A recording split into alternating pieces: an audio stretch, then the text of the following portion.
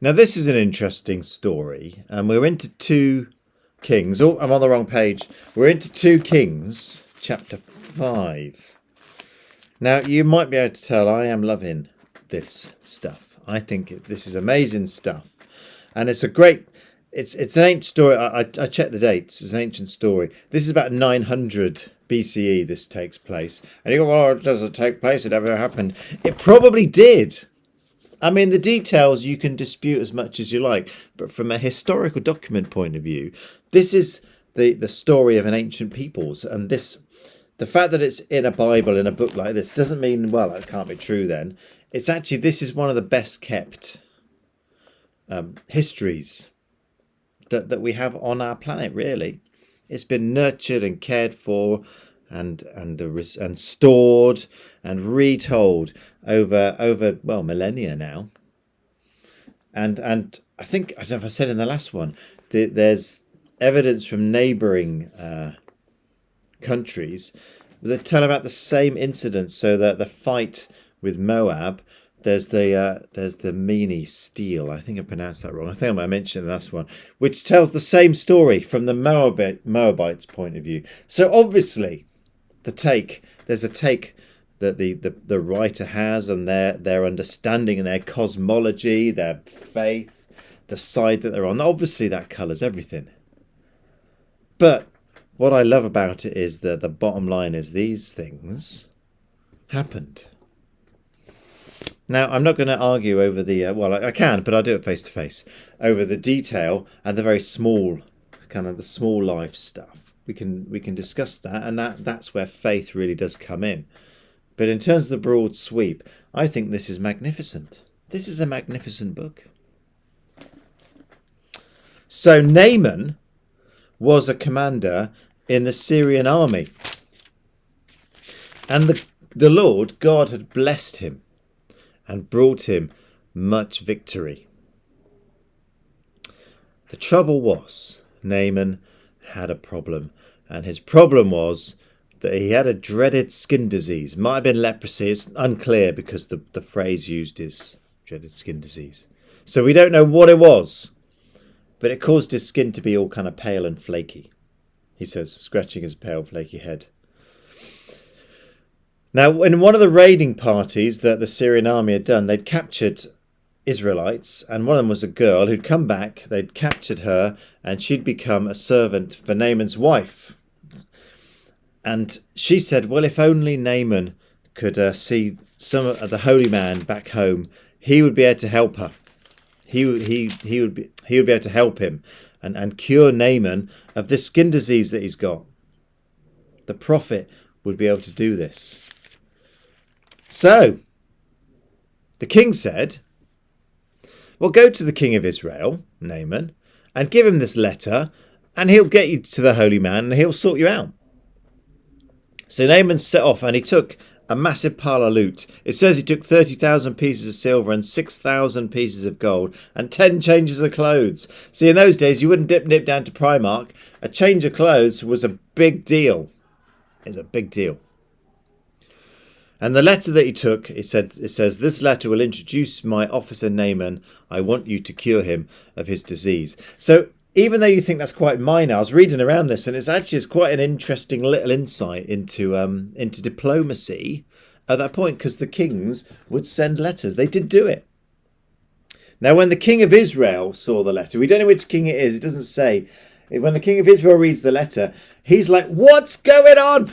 Syria are our enemy. They're just asking for trouble. They've come here asking for something they know I can't do. I mean, this sounds familiar, doesn't it? And then when I don't do it, they can say, well, it's their fault.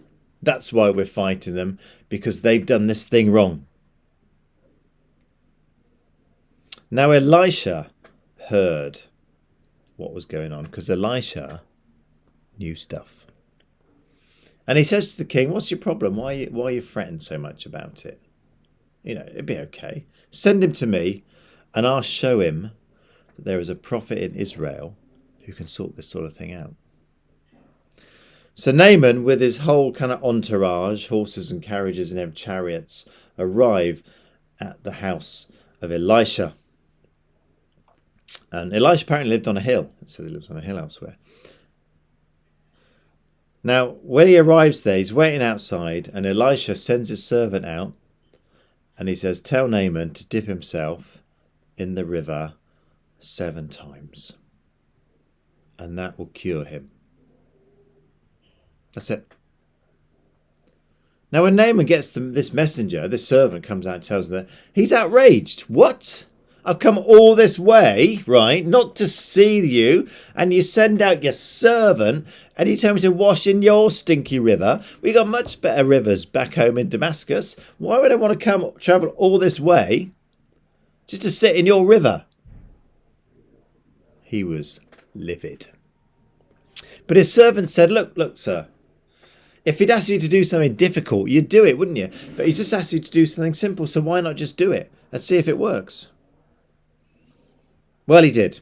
He went down to the River Jordan and he dipped himself in the river 7 times, and he was completely cured. It says his flesh became soft like a baby's flesh. He returned to Elisha, and he says to Elisha, now I know there's no God but your God. Your gods can fix my gods. Rubbish. Couldn't do a thing. So let me give you a gift. I want to give you a gift. And Elisha says, no way are you giving me a gift for something that God has done. I'm not having it. And Naaman insisted. He says, go on, let me have it. Let me. And Elisha's like, no, I don't want anything. Forget it. That's not why I do this stuff. So Naaman says, well, if you won't accept my gift, let me take 2 mule loads of soil. So whenever I worship back home, I will worship your God on his soil. And perhaps God will forgive me when I go to the temple with my king to worship our God. It does say what his God's called here, Rimmon. When you go to and worship Rimmon, perhaps God will let me off because I'll be worshipping your God on his soil. Go in peace, says Elisha. And Naaman does. Now, he'd only gone a short distance, right? Well, guess who pops up? It's Gehazi, the servant from last week. I like him. Anyway, Gehazi's like, hang on a minute. You've let him go? And he's paid nothing, this foreign commander who's actually given us grief, who's actually attacked us. You've just let him go like that for free? So he runs after him, and Naaman sees this man running after him, and he thinks, who's that? Is that Gehazi? Is it? And Gehazi catches up, and he says, is everything all right? And Gehazi says, no, not really. He says, well, we've just had a bunch of prophets turn up from the hill country, and Elisha said, can you give them some money? And Naaman's like, yeah, that's fine. That's fine. I wanted to give you a gift anyway, so that's not a problem. How much do you want? And Gehazi as well, 3,000 pieces of silver, maybe a few outfits. What do you think? And Naaman says, that's fine, I've doubled that. In fact, I have a couple of servants as well. I have 2 of my servants, and they'll carry the stuff back for you. So, Naaman's servants carry this stuff back to Elisha's house, and they kind of hide them away in Elisha's house.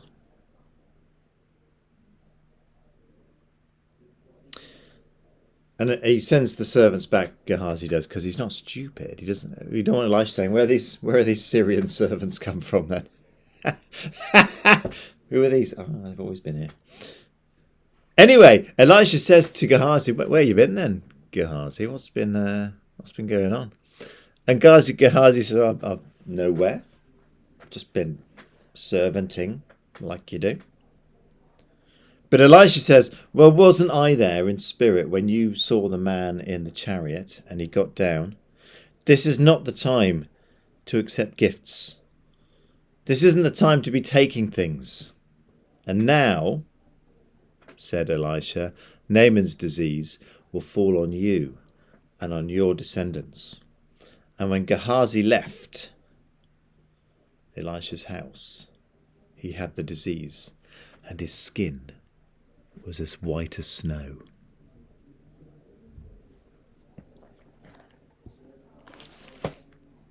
Where's that come from? Isn't that great? And this is part of our story, our spiritual heritage. And these stories are important not as morality tales. I mean, they can be, but they're important because when we hear them, we absorb them and they shape us. The breath of God in these stories breathes into our stories and our lives. But what are we to make of it? What could we get from this story? What does it show us about how God works, or how God works with God's people? I don't know if you picked it up, but right at the start of the story, it says, when Naaman is introduced, through Naaman the Lord had given victory to Syria. To Syria! Syria was their enemy. What's God doing giving them victory? Now, it's not spelled out, but it could be that Naaman was the commander of the army that defeated Ahab. You remember evil King Ahab from a few weeks back? It's possible that's the reference. Possible. It doesn't make it explicit. When evil King Ahab is mortally wounded, that could be where they saw God as working with the Syrian army. But whatever the specifics of that, what's significant about that view is the way that the people of the time view God. Because the gods were seen as localized. They're in one place. Even earlier in the Old Testament, God is kind of a mountain god at one point, and then they say, is he a god of the mountains or is he a god of the plains? They try and localize God. So your God is in your patch. And yet here is God breaking those barriers and using a foreign army to bring about God's plans. And dare we say it, he's not just using a foreign army, he's using an army of people who worship another God. The scandal.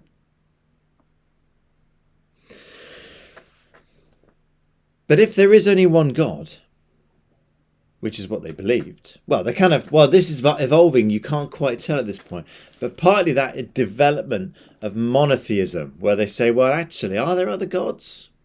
Or is there just one God? Because if there is one God, what are the implications? And what does that mean? And as the prophets later on start speaking and writing a bit more, they get into that theme and they start saying things like, well, your gods are just lumps of wood. They're just lumps of metal. They're nothing. They have no power because they're not actually real. But imagine that.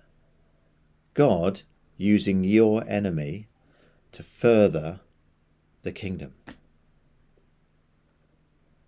It's almost as if God's plans and God's kingdom are bigger than us. That we can only begin to glimpse God's purposes and workings. This is kind of further indicated when Naaman takes a couple of tons of soil back home with him to Syria. He still didn't quite get it. He thought you had to worship the God on the land, on the soil that they came from. But that's not all he didn't get, because Naaman was this big warrior character. He wanted respect. He wanted a challenge. He wanted a task. He didn't want to be disregarded. Just sent this message from this servant. Go and have a wash. Be all right. Naaman was better than that.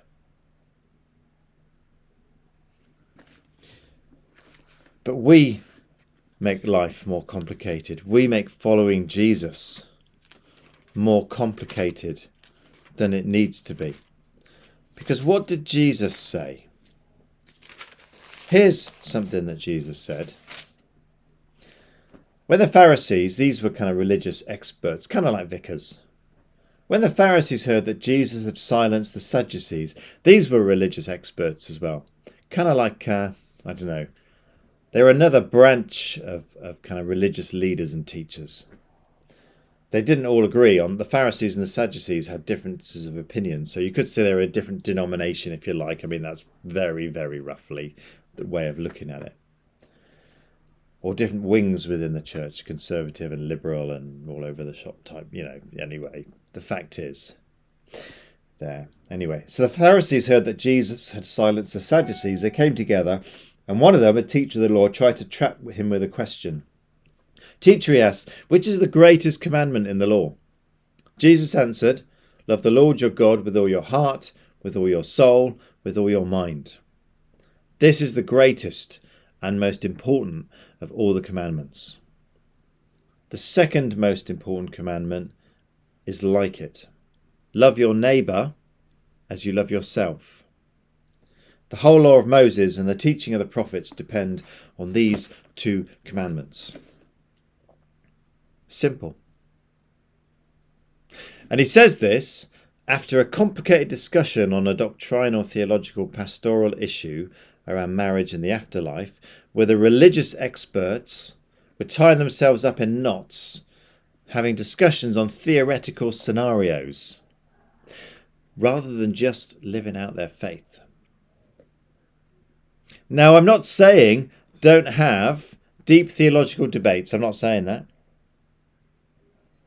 These deep theological debates do and can feed our faith and give us depth to our discipleship. But don't let those things become a distraction or a cover for not actually living it.